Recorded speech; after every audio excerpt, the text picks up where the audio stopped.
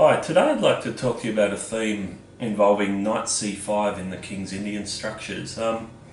Recently a friend of mine, probably a 1700 type player, was asking about just some general developing themes in the King's Indian and just some positional themes, and it got me thinking it's something which probably people don't necessarily know about, and it can actually, the same theme can be used in quite a lot of the d4 openings, where if black can try to establish a knight outpost on c5, it can really be a bit of a pest for white. So what I'm going to do is talk about how you can get a knight to c5, and also the other option of getting the knight to f5 in perhaps some other openings, such as more e4 type setups. We'll look at getting a knight to c5, and then just establishing and cementing the knight on c5. And of course it can happen in the King's Indian, it can happen in the Nimzo Indian, and various other type systems. So let's have a look at the board. I won't go through so much opening theory as such, but we'll just look at the idea. So d4, knight f6, c4, g6, knight c3, bishop g7, e4, d6, knight f3, castles, bishop e2, e5, and the move here, d5, this is called the Petrosian system. Now, I'm not really going to be discussing the Petrosian system as such, but what I want to establish here, and what I want to really point out, is this square here, c5. This is a very important square for black in any of these type of systems. So it doesn't matter to me whether white castles next, or plays bishop g5, or h3, or any specific move. I'm not going to discuss any more specific moves here. That's for an opening book. If you want to know the specific moves, get an opening book, or look at your database. What I'm looking at here is positional themes. So this c5 square. Now, the way that black will normally secure a knight there is you'll either develop the knight via d7 into c5, or you play a5 and develop the knight via a6 into c5.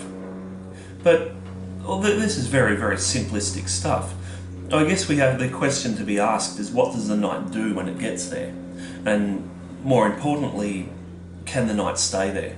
So after you've got your knight into c5, well, I'll start off with if you haven't used a5. If you haven't used a5, you'll need to get a5 in pretty quickly.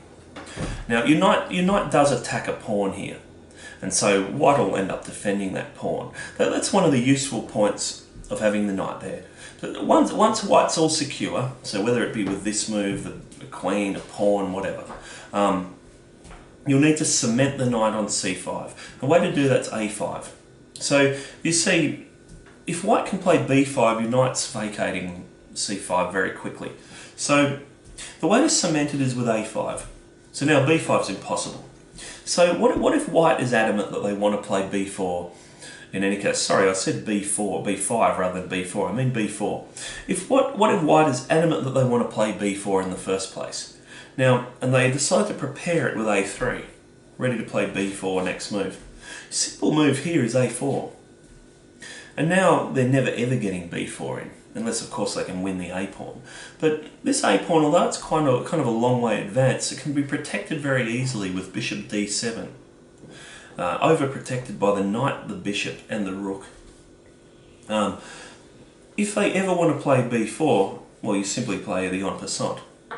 And although they may get rid of your knight with another knight, they've weakened their pawn structure dramatically. So you can actually swap these here, play b6, and now you've still got a good square for the other knight, so you might want to manoeuvre the other knight in here.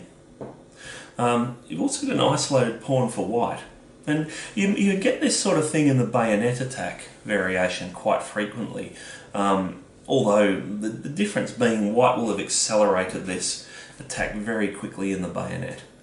That said, it's not by any means a forced win or anything like that.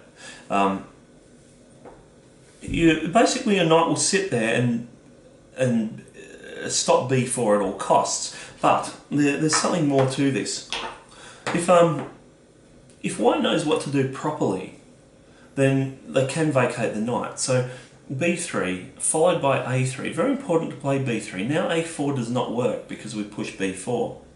But in this case, sometimes the knight can get into b3 and swap off the good bishop. If white has been really careful, they've played rook b1 and b3, a3, and they've made sure they've covered themselves and they've finally got b3, b4 in. What you can do here, you've got a number of options. You can firstly move the knight back here, although I sort of don't recommend it because while it's good if white does this, you've got a nice square. If white does nothing, your knight really is out of play. Generally a better response is to swap, using your open line for your rook, and now one of two things. One is get the knight into this square, into a4, where you can either swap it off or leave it there to cause a bit of nuisance value. Or you can move back to a6 and put some pressure on this pawn. Either or, both moves are reasonable. In any case, what I like about this theme, the theme of knight c5, is that regardless whether the knight eventually gets evicted or not, it really does hold up white's play. Black will really waste a lot of white's time by forcing white to evict that knight. So a very, very useful plan to know about in the King's Indian.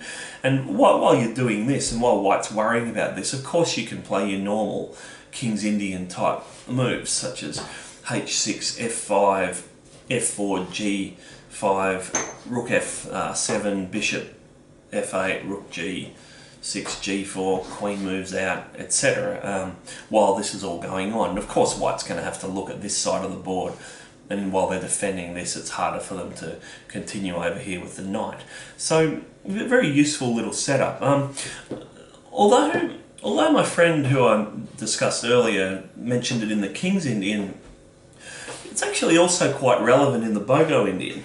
The Bogo Indian being a sort of avoidance of the Nimzo Indian. So d4, knight f6, c4, e6.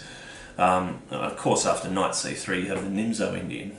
And it can be played there too occasionally, but the Bogo Indian knight f3, bishop moves out to b4, bishop d2, queen e7, for example. Now, there's a number of different variations here, but one of the main themes of the Bogo Indian is essentially building a brick wall as such. So you'll often get a situation where you'll play a5, knight c6, bishop will have swapped itself off somehow or another, either for the bishop or the knight, d6 and e5. Now, when in these lines, when white pushes to d5, I might keep the bishop. Oh no, I'll keep the knight. When white pushes to d5, you'll sort of get a structure like this. The move now is knight b8, just simply moving back to b8 and making a switch to a6 and then back into c5. So after knight b8, again you have exactly the same themes. Knight will move here and eventually just move into here. Now, if white has managed to get this in, black simply ignores b4, because after b4 there's not really a lot white can do. If white pushes to b5, black gets exactly what they're after, the big knight in c5, secure it intensely and then start your f5 push. If white takes the pawn, well, it's not really a pawn sacrifice because you're just going to play knight c5 anyway, win the pawn back next move, and white's position's completely weakened their pawn structure. So very useful to know. On the same note, if you're playing a King's Indian in reverse with the white pieces, so for example a King's Indian attack or even a reverse Nimzo Indian, so a Nimzo Larsen type thing. So we'll just go through a couple of moves of a King's Indian attack, for example, or a King's Indian reversed, should we say. Knight here, bishop here, e4, D4. Again, you've got the same situation. The knight can sit on C4 and secure itself with A4 and just cement itself there. Or a reverse Nimzo Bogo Indian, Nimzo Larsen attack. Same thing, but with reverse colours. The knight sits on C4. Of course, there's more to the King's Indian and Bogo Indian and Nimzo Indian than sitting a knight on C5. But it's just one more theme that is useful to know about. You won't use it every game, and a lot more times than not you're going to be attacking on the king side, but if you do know about this theme, you can hold up your opponent enough so that your king side attack can push through with a bit more impact. Good luck when you play it next.